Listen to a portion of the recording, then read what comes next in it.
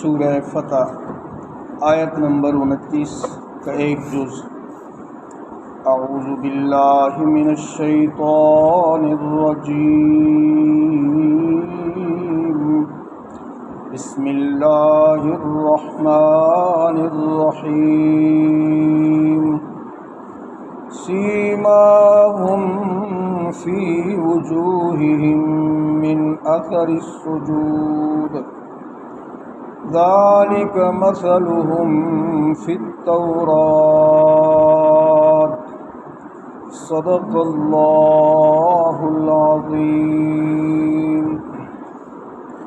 جناب رسول اللہ صلی اللہ علیہ وسلم کی جماعت صحابہ کرام کی صفات کا ذکر تھا، جن کے لیے اللہ تعالیٰ نے بہت ساری خوشخبریاں سنائیں، اور ان کی اتباع کرنے والے قیامت تک آنے والے سب کے لیے وہ خوشخبری ہیں، اور دنیا میں آخرت میں کامیابیوں کا ذکر کیا اس صورت کے پچھلے درسوں میں۔ اور کل کی آیتوں میں تھا کہ ان کی جو صفات ہیں وہ کفار کے مقابلے میں بڑے بہادر اور طاقتور ہیں، اور آپس میں بہت رحم دل نرم دل ہیں۔ وہ رکوع اور سجدے میں آپ ان کو دیکھیں گے کہ وہ اپنے رب کا فضل تلاش کر رہے ہیں۔ یہ نشانیاں جو ان کی ہیں، سیماہم فی وجوہہم من اثر السجود، یہ علامات، سیما کے معنی علامات، ان کے چہروں میں ہیں۔ من اثر السجود، سجدوں کی کثرت کی وجہ سے ان کے چہرے نورانی ہیں۔ اس لیے روایات میں ملتا ہے کہ صحابہ کرام نے جب شام کو فتح کیا تو وہاں کے جو عیسائی تھے تو وہ یہ بول اٹھے، ایک کی نہیں کئی لوگوں کی زبانوں پہ آیا کہ واقعی یہ لوگ عیسیٰ علیہ السلام کے حواریوں سے بدرجہ بہتر ہیں۔ اور آپ دیکھتے ہیں کہ کئی جگہوں پہ صحابہ کرام پہنچے تو انہوں نے خود ہی ہتھیار ڈال دیے کہ ہم نے یہ نشانی آپ کی پڑھی تھی تورات میں، فرمایا یہ نشانیاں ان کی تورات کی ہیں۔ آپ دیکھتے ہیں نا، اگلی نشانی انجیل میں اللہ نے بیان فرمائی، وہ کل کے درس میں آئے گی۔ جب صحابہ بیت المقدس پہنچے تو انہوں نے کہا لڑائی کی کیا ضرورت ہے، آپ کا خلیفہ آ جائے۔ حضرت عمر رضی اللہ تعالیٰ عنہ مدینہ سے سفر کرتے ہیں، ایک آدمی صاحب غلام ہے، اور وہ بھی ایک ہی اونٹ ہے، اور باری باری سفر کرتے ہیں اس کے اوپر۔ آج آپ دیکھیں یہ ساری چیز، امن ایسا کہ ان کو کوئی خوف و خطرہ نہیں تھا، اللہ کی ذات پہ ایسا بھروسہ۔ اور وہاں جب عیسائیوں نے دیکھا، یہودیوں نے، تو انہوں نے کہا ہاں ٹھیک، یہ نشانیاں ہم نے پڑھی ہیں۔ رسول اللہ صلی اللہ علیہ وسلم کے صحابہ کی علامات و نشانیاں تورات و انجیل میں مذکور تھیں۔ اللہ تعالیٰ فرماتے ہیں یہ جو سجدوں کے نشانات ہیں ان کے چہرے پہ، یہ ایک گول سا دائرہ بن جاتا ہے چہرے کے اوپر، یہ نشانی مراد نہیں ہے، ورنہ قرآن کہتا ہے سیماہم فی وجوہہم کے بجائے قرآن کہتا ہے فی جباہہم، ان کی پیشانیوں کے اوپر نشان ہے۔ یہ جو گول دائرہ کا ایک بن جاتا ہے نشان ایک یہاں پہ ماتھے پہ، وہ مراد نہیں ہے۔ فرمایا یہ چہرے ان کے نورانی ہیں۔ علامہ آلوسی لکھتے ہیں کئی لوگوں کو ہم نے دیکھا کہ ان کے چہرے کے اوپر یہ گول نشان ہے، لیکن ان کے دل پتھر سے بھی زیادہ سخت ہیں۔ یہ مراد ہے جب آپ سجدے کریں گے، تہجد پڑھیں گے، خود بخود ایک نور چہرے پہ آ جاتا ہے۔ تمام صحابہ کے چہروں پہ ان کے دل کے تزکیہ اور پاکیزگی کی وجہ سے ان کے چہرے نورانی ہوتے تھے۔ حضرت عثمان غنی رضی اللہ تعالیٰ عنہ فرماتے ہیں جو تم چھپ کر عبادت کرتے ہو، اللہ تمہارے چہروں کے اوپر اس کے اثرات کو ظاہر کر دیتے ہیں۔ تو اللہ تعالیٰ فرماتے ہیں سیماہم فی وجوہہم من اثر السجود، یہ ان کی علامات ہیں، ان کی نشانی ہیں، ان کے چہروں میں سجدوں کے اثرات ہیں۔ ذالک مثلہم فی التوراۃ، یہ نشانیاں جو بیان کی گئی کہ وہ رکوع اور سجدوں میں تم ان کو دیکھو گے، ان کے چہرے نورانی ہیں، اور وہ خاص قسم کی ایک روشنی اور نور ہے ان کے چہروں میں عبادت کی وجہ سے۔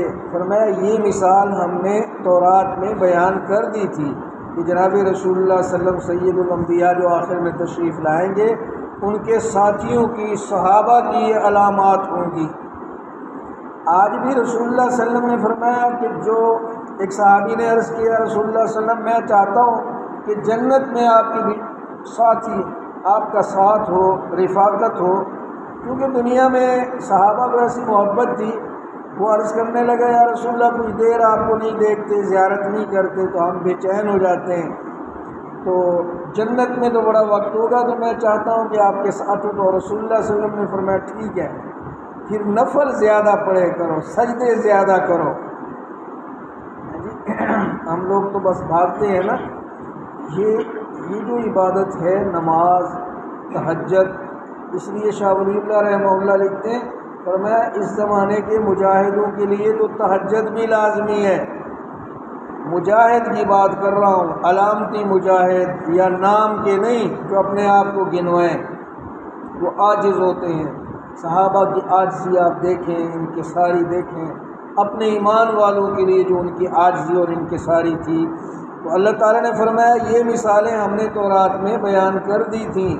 اس لیے میں نے آپ کو عرض کیا کہ صحابہ جب دنیا میں گئے اور عیسائیوں نے دیکھا اور تورات پڑھنے والوں نے دیکھا ان کو، انجیل پڑھنے والے، فَذَلِكَ مَثَلُهُمْ فِي التَّوْرَاةِ، تورات پڑھنے والوں نے دیکھا تو فرمایا وہ ایمان لے آئے، ان کو دیکھ کر ایمان قبول کیا۔ صحابہ کو کتنے ایسے لوگ ہیں، اس لیے ہم کہتے ہیں یہ تلوار سے اسلام نہیں پھیلا، یہ محبت سے پھیلا ہے، اخلاق سے پھیلا ہے۔ صحابہ کی جو نشانیاں تھیں، رسول اللہ صلی اللہ علیہ وسلم کے جو پیارے اخلاق تھے، آپ دیکھیں نا ایک جنگ سے، ایک جہاد سے واپس تشریف لا رہے ہیں، حدیث پاک میں آتا ہے رسول اللہ صلی اللہ علیہ وسلم اور صحابہ، دن کا وقت ہے، دوپہر کا، گرمی ہے، درختوں کے نیچے سستانے کے لیے کچھ دیر آرام کر رہے ہیں، تو آپ صلی اللہ علیہ وسلم نے اپنی تلوار لٹکا دی درخت کے ساتھ۔ تو ایک بندہ اسی طاق میں تھا، جاسوس تھا کہ مجھے موقع ملے، آ کر جب اس نے تلوار اتاری رسول اللہ صلی اللہ علیہ وسلم کی اور پھر حملہ کرنا چاہا اور پوچھا کہ آپ کو کون بچائے گا، رسول اللہ صلی اللہ علیہ وسلم نے فرمایا اللہ، اس کے ہاتھ سے گر گئی۔ رسول اللہ صلی اللہ علیہ وسلم نے جب پکڑ لی تو فرمایا اب آپ کو کون بچائے گا؟ اس نے عرض کیا آپ تو بڑے سخی ہیں، بڑے کریم ہیں، آپ کی تو شہرت ہے، آپ رحم کریں گے مجھ پہ؟ رسول اللہ نے فرمایا میں نے تجھے معاف کر دیا ہے۔ تو یہ اخلاق اعلیٰ تھے۔ اور ایک جہاد سے آپ تشریف واپس لا رہے تھے تو ایک شخص اپنی اونٹنی پہ دوڑتا ہوا آیا کہ محمد صلی اللہ علیہ وسلم کون ہے؟ اس وقت وہ کافر تھا۔ صحابہ نے اشارہ کیا تو جب رسول اللہ کے چہرے کو دیکھا تو اس نے کلمہ پڑھا۔ کلمہ پڑھنے کے بعد اس کی اونٹنی بدکنے لگی تو وہ گر گیا اور وہیں پہ فوت ہو گیا۔ رسول اللہ صلی اللہ علیہ وسلم نے فرمایا دیکھو یہ کیسا خوش قسمت ہے، نہ اس کو نماز کا وقت ملا ہے، نہ روزے کا ملا ہے، اور سیدھا جنت میں چلا گیا ہے۔ تو یہ صحابہ کی اور رسول اللہ صلی اللہ علیہ وسلم کی زیارت کر کے لوگ مسلمان ہو جاتے تھے۔ اسلام تلوار سے نہیں، اخلاق سے اور صحابہ کی ان پاکیزہ علامات سے اللہ تعالیٰ نے اسلام کو پھیلایا۔ اور ہم سب کو حکم کیا ہے، میں بار بار عرض کیا کرتا ہوں کہ صحابہ کی اتباع کرو۔ اگر دنیا آخرت کی کامیابی چاہتے ہو، ایمان پہ پختگی چاہتے ہو تو ان کی اتباع کرو، ان کی صفات کو اپناؤ۔ اللہ تعالیٰ ہمیں قیامت تک اسی لیے سنا رہا ہے۔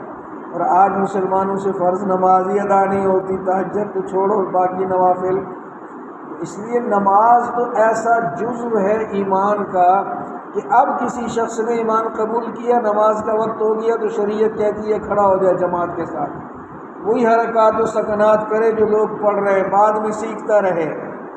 لیکن ہم نماز کو بھی نہیں پڑھتے۔ یہ لازمی چیز ہے عبادت اور دل کی صفائی کے لیے۔ اللہ تعالی ہم سب کو صحابہ کرام کا اتباع نصیب فرمائے، قرآن مجید کی سمجھ عطا فرمائے، عمل پیرا ہونے کی توفیق عطا فرمائے۔ وآخر دعوانا ان الحمد للہ رب العالمین۔